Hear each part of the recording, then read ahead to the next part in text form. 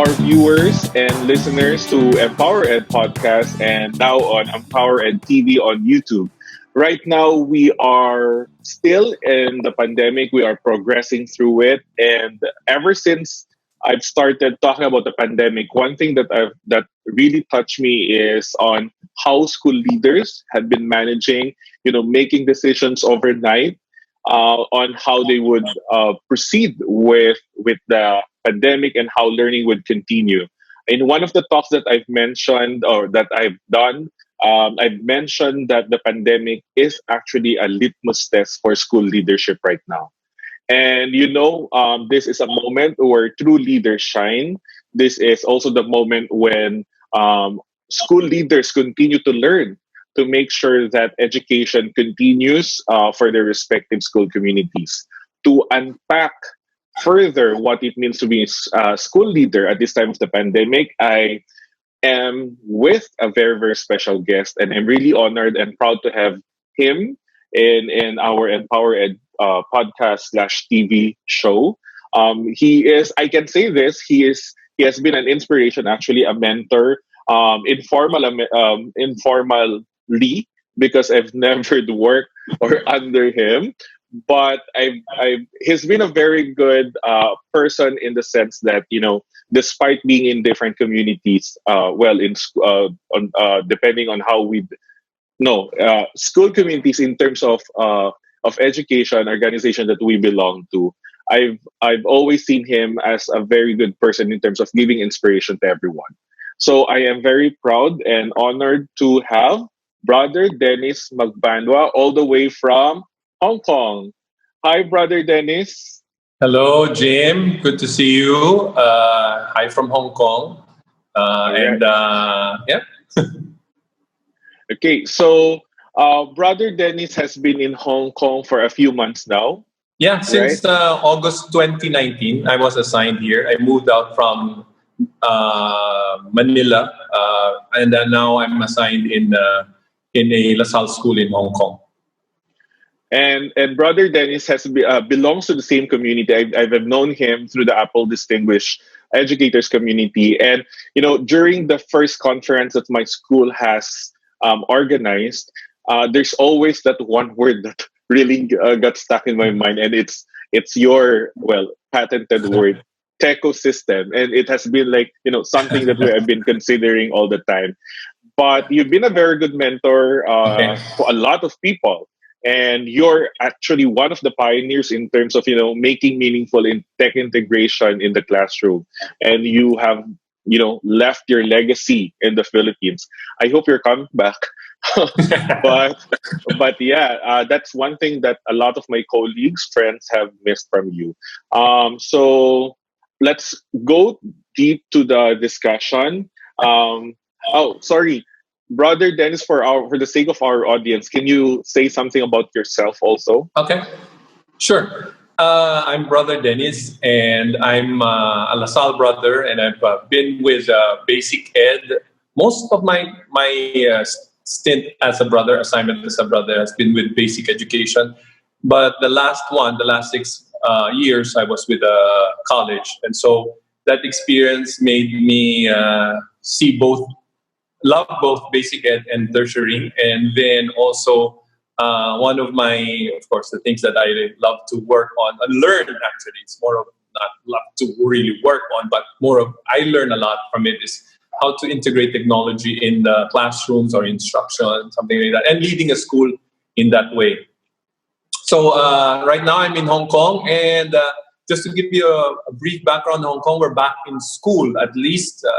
If you were to look at it, they're like grades 9 to 11, they're back in school, and the usual temperature check and alcohol gel, whatever they use, and of course, declaration, whether you're sick or not, and that stuff. So, and some students are also doing online now, the ones in the lower forms or lower grades, they're doing some online classes at this time. All right. Thank you for the update, Brother Dennis, and we hope that you continue to, remain safe and healthy at this time. Brother, let's go to our discussion. Okay. One of the musings I've read some of your reflections also, and Mhm. our conversation on some chat groups that we have. In terms of preparation for this kind of crisis, I think we all agree that we were caught off guard. Not just the Philippines, a lot of Mhm. education systems. Yeah. Maybe you can talk about this thought, this reality that we have observed in terms of how the Philippines, was not prepared for this, and how the Philippine education system could prepare for this. Okay. Yeah.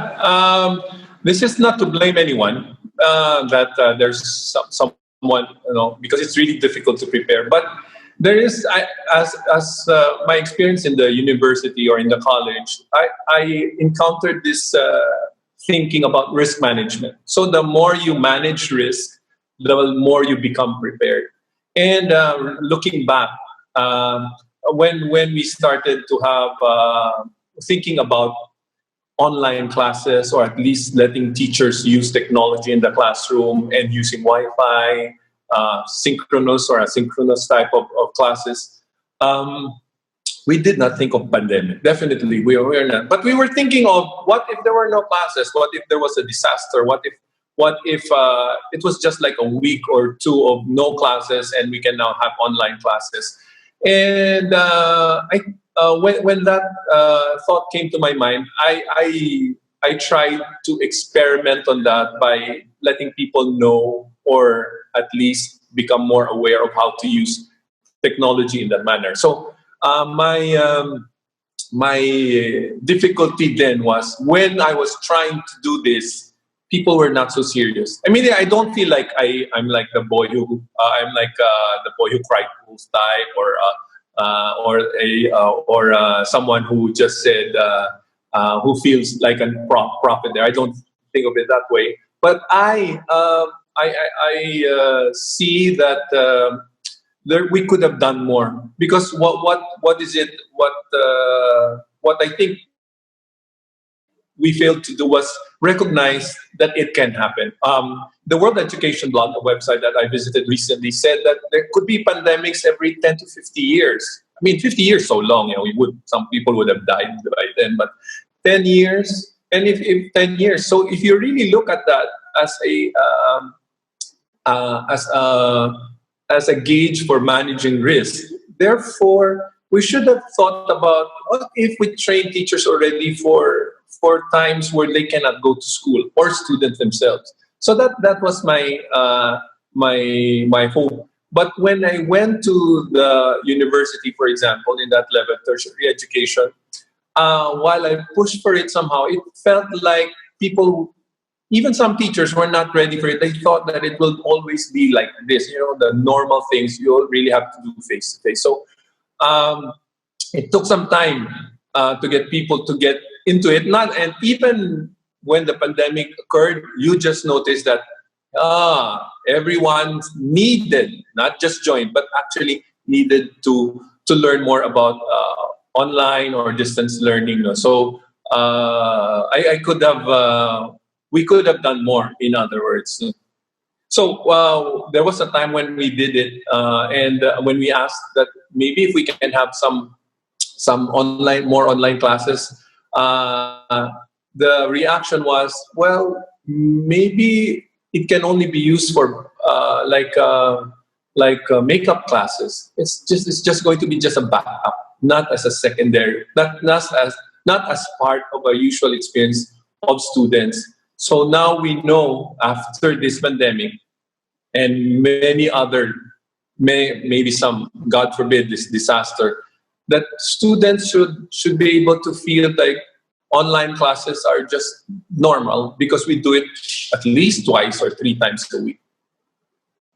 Brother Dennis, I think you made a very good point in terms of preparedness. It's not really to blame people or Mhm. whoever, like leaders that we have, Yeah. even in our school system. I think it's really more that we didn't have this kind of experience like That's right. recently. Even our like typhoon preparedness or disaster risk preparedness.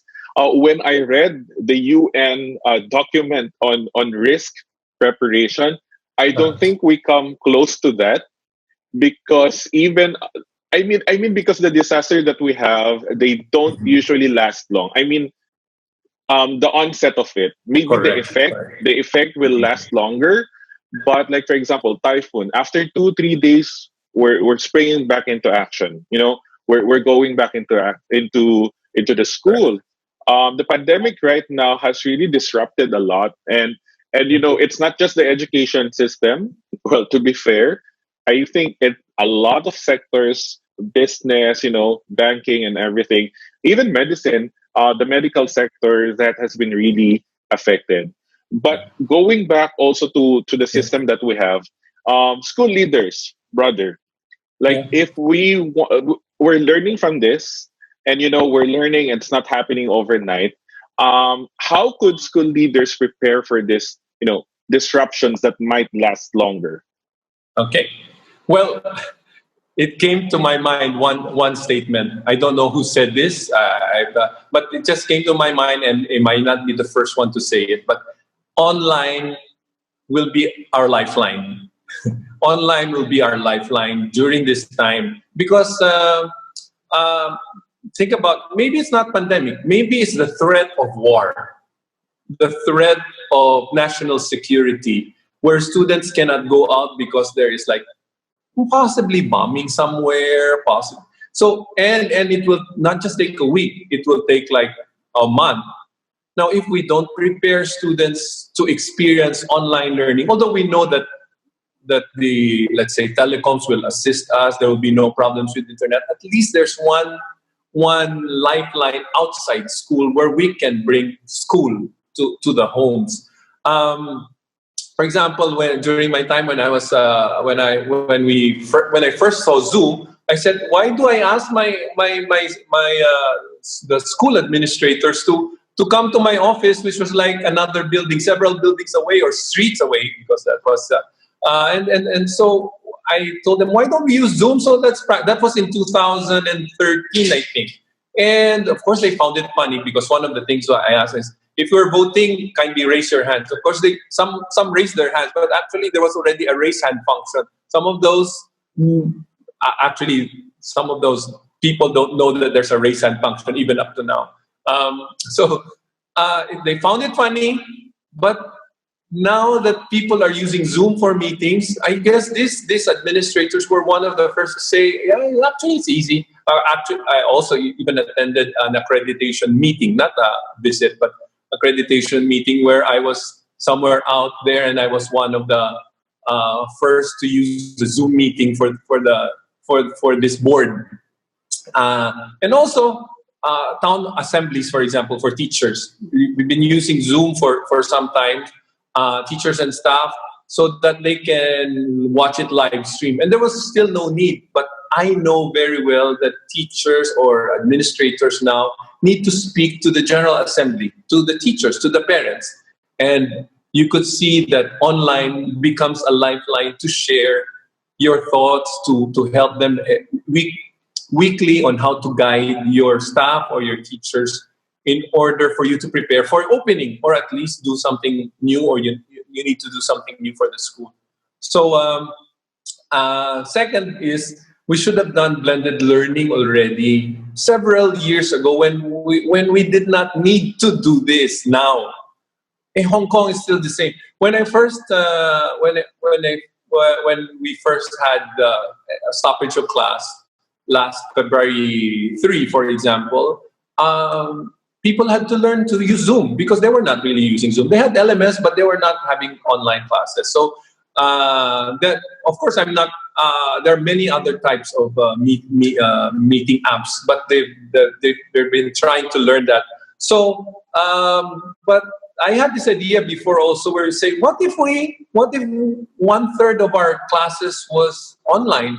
I mean, what prevents us from saying 1/3 of, if you're meeting 3 times a week in the university, one of that is online, and two, so you can just choose. This 2 weeks is face to face, and 1 week is online, so that you practice.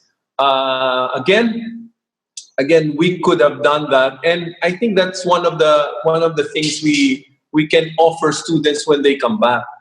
they should always have an experience of online, or else they will lose that skill, or even teachers will lose that skill. Now, how to prepare? Of course, this is not the only disaster or only difficulty that that we can foresee. But I guess one important thing is this. I think we should talk about it. Why are computers or phones or personal mobile devices as important as books now? We've never really said that books. We said books are required, but how come we don't say that computers are required at this point? Maybe because it's expensive, definitely, but books are expensive too. And when you have, maybe if you do books and you don't print books, you just put it in PDF format and many other forms, type of Apple books, for example. They may not be as expensive, they can be expensive, but the question is a mobile device and internet data already a requirement now, as much as we say books should be for everyone? Well, for me, I think we should look into that. I think we should say that mobile devices must be part of what it means to be a student now, or even an office worker. Actually, yesterday I visited the school where I'm assigned, and I saw this teacher because she had an online class with the lower forms in religious studies, and she had like four devices. One, her laptop in front of her as the main her main video, and to her left is an iPad, which was to view what the students are viewing, and then the phone just for connecting with her friends there, with the co-teacher, and another one to assist her for the video. So it's kind of like this is not a rich school. This even a teacher herself had to buy that because she felt that this is something that is most helpful for her in dealing with her online classes. Brother, what Yeah. I've picked up from what you've said is, I think this has been, maybe this is inviting us to, have a different perspective, or maybe to reframe the way we see technology right now. Mhm. We share this passion for technology, and we Mhm. always have a hard time, telling people. Some people would say, why do we need technology? We can teach in front, Yeah. face to face. I can use. I've taught this for the longest time, and things like that. The usual banter, I think, would come out. But the Yeah. pandemic, like what you've pointed out, is if we could have given even our students and even our teachers a taste of what it means, just simply to bring laptop, connect, and then use presentations, that kind of minimum activity with technology, I think that could have been like, that actually is a good way to have had introduced technology. And what's happening right now, and I think I just want to be honest with this also. I've been in talks with some Mhm. higher education institutions, and Mhm. I think that has been their frustration. They had the opportunity to actually could have required their Mhm. professors, instructors, and Mhm. even Mhm. teachers in K to Yeah. 12 to even just touch, a laptop or use it. But that could have saved actually a lot of things, the challenges that came out when there was a rapid transition. I think because things went quickly, there was no Yeah. time to prepare. But the Yeah. wisdom that you're telling us is, it's now essential that students have the Yeah. digital skills. They Correct. don't need to know how to edit like videos or do Photoshop or Yeah. everything, but just the simple navigation of a learning management system, like what Correct. what Yeah. you've been mentioning, Yeah. or even just Mhm. using for the teacher, just presenting like this. I think that could Yeah. could could that could have had Jim. help us Yeah. prepare. Yeah, Jim, brother. the thing that surprised me is this. It is only now that we are talking about inequitable access to technology. It seems like it's more obvious now. True, it's obvious, but we never accepted it. That it was inequitable and inequitable before. But when we said, if we only said it was not, everyone did not have an equal access, then we should have been working with it even before the pandemic. But we closed our eyes, and therefore, we are delayed in responding to it. Internet data, for example, even the telecom, or they were not ready for such data usage, for example, at this time. No, so I feel that we should have we should have recognized that inequality before and worked on it, because not because this is going to happen, but because I think it's almost like a student right and a teacher's right to have this in this modern world. No? But that's not easy, because schools have to raise funds. I mean, it's not so. But raising funds for scholarships could include already that type of, how can we make it? How can we make access to technology equal, or equitable for those who do not have it in our schools? So the funny thing also that I had was, for example, I look around for webinars, and I saw our government's information communication technology webinar, and one of them was how to use PowerPoint. I mean, in this age and time, teachers are being taught how to use it, and there are people attending. I mean, you can offer it, but if people know it, no one will attend. But there are teachers attending. So that means they have not been using it. Not to say, maybe not to judge them to where their situation is. Like, they might be up in the mountain, no access to this and that. But even as teachers now, even before you get out, one of the things that I work on with Disrupt Ed PH is that all those who are going to be teachers should be educational technologists. That's the equalizer for me. You may be very good science teacher and a math teacher is different, but both of you are educational technologists. You know how to use technology in the classroom. Brother, this has been my line also. You know, the inequitable access. The pandemic highlighted it, the haves and the have-nots, and it's very glaring. And you know what we're doing right now, and I've heard this also being said in the United States. Why are we waiting for a pandemic to equalize things? Right?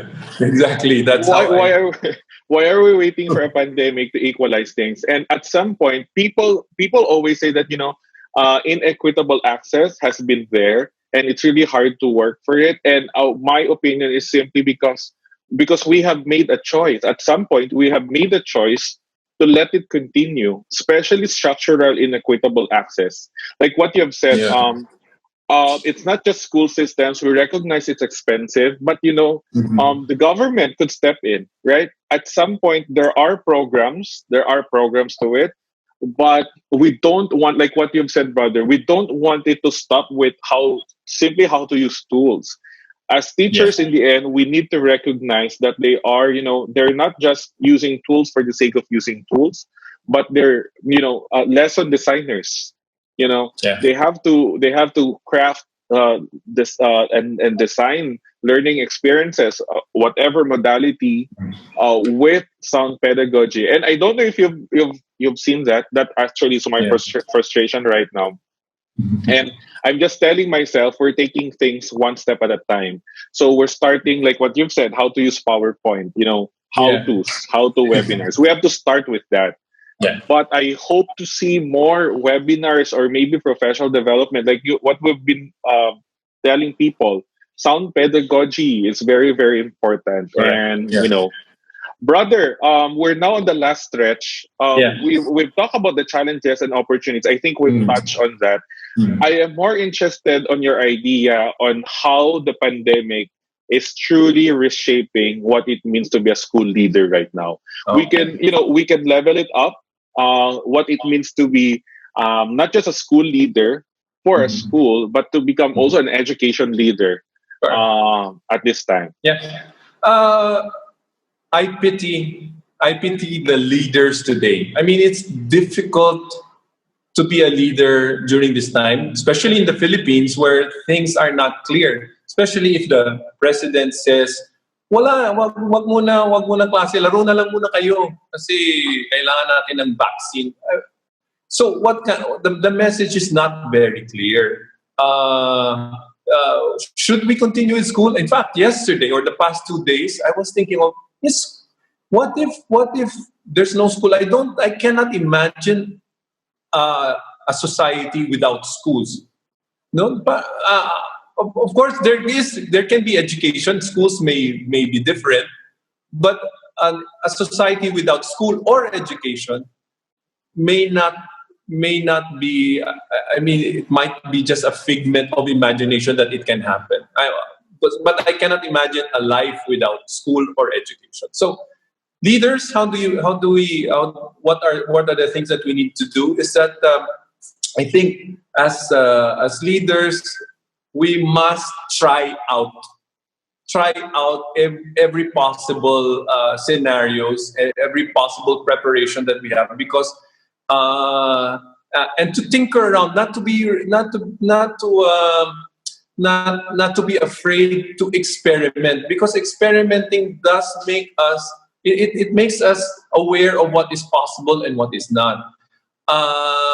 While you are making things like stable, you also need to continue to challenge that stability with something new, because things change fast. No, so in this I think in discussion of ours, Jim, the leaders now, the educational leaders should learn more how to be open to. First is that we may not be ready for something, and therefore we must be open to say, okay, I need your help on this. People around me, let's gather, let's work on something. I am not the only one who has the answer. A group of people in my school, edtech people, people who are into technology, for example, for this online course. I found it funny nga that when we say old normal, because we're talking about new normal, OLD is actually, if you play with it, becomes ODL, which is online distance learning now. That's the OLD, the ODL normal now. We must be ready for such. Okay, the last point I'd like to say that is here. There's a lot of savings when we go online distance learning. You know why? If 1/3 of your time you don't use the classroom because they're at home, you actually have 1/3 free school rooms. So you don't have to build too many school rooms. So instead of building school rooms or classrooms, you can build the infrastructure or use the money for technology investments, and even have more students at the same time. So there's a lot of, and people also don't need to go to school physically to be in school. But I do look forward. I'm not the type who will say we should always do online class, because you do need to bring them, and that's one of the I'm more for blended learning. So I look forward to the days where each school leader says the minimum amount of schooling is when you are online, offline at the same time. You have all these programs. All right. Thank you for the wonderful ideas, brother. Yeah. A lot of discussions right now, and I'm very thankful for you bringing out thoughts about why it's important to prepare not just our students, our teachers, but everyone in the school community. I think that's very very important for us to look into. We have now a taste. We are not just a taste. We are actually experiencing a long disruption. And I just want to pick up like what you've mentioned. I cannot also imagine a society, without education. I think we all agree that face to face encounter, they have, we cannot do them right now. But it does not stop us from, educating our students. I think That's it's right. because maybe this is one thing also that we need to recognize. Maybe because the way we see education has been really limited into the classroom, right? Yeah. We go inside the classroom, you are educated. Lifelong learning. I think we've been talking about lifelong learning enough, Yes. and we have been told that even learning outside the classroom, whether in formal, non-formal, whatever modality it is, it's actually part of educating ourselves, and we don't stop educating ourselves just because we cannot go to the Correct. classroom, right? So Yeah. that's a very wonderful insight coming from you, brother Dennis, and I'm very thankful Jim, for that. I just, Yes, brother. I just like to add one last point. We did not predict the pandemic, so we cannot blame anybody. Okay, we did not predict it. How prepared are? But the question is, how prepared are we for such? That's where we failed to predict. Do you remember the most famous lines that says, how do you predict the future? You actually cannot predict the future. You create it. It's best to create the future that you want to see. So for me, while we did not predict the pandemic, we could have predicted that we will be using blended learning or online distance learning. So in order for us to see that it will be used, let's already create that system where we allow teachers and students to learn how to be on an online environment, not in school, so that when something happens, such as this pandemic, we're ready for it. That's what we say when we create the future. Thank you, brother. Yeah. Wonderful insights. Yeah. You're a school leader also. You've been a school leader for a long time. Yeah. And, on our part, I am also part of a team leading our school also. Yeah. And we've seen how school leaders are actually making decisions, not in a very normal way. There are a lot of quick decisions being done. And so we just tell our school leaders that we are also thinking of you. We also Thank you. empathize with you, and Mhm. we pray that in whatever decisions that you're making right now, you're all doing it for the greater good of everyone in the school Correct. community. All So, right. brother, stay safe and healthy. Thank you so much. Yes. Thank We you. I remember promising or telling you that we will visit you in Hong Kong. Maybe that has to wait for now. Yes. So there, we send our love and appreciation to the people of Hong Kong, especially right now also. And to you, Yeah. of course, brother. My All right? regards to everyone, to all our friends, and to my friends over in your school. Uh, There, you guys there also rock. I mean, you've been doing very well. So my regards to your president and your and the friends that I have there. Thank you so much. Thank you so much, brother. Yeah, we're all doing this for our students and our Thank, school community. And yeah. thank you to our viewers and listeners. Mm. Thank you so much for following us and for taking part in this discussion. We hope to see you in our next episode over at our podcast and at our YouTube channel. Thank you, everyone. Stay safe and healthy. Bye bye. Bye, Bye brother. bye. Bye bye.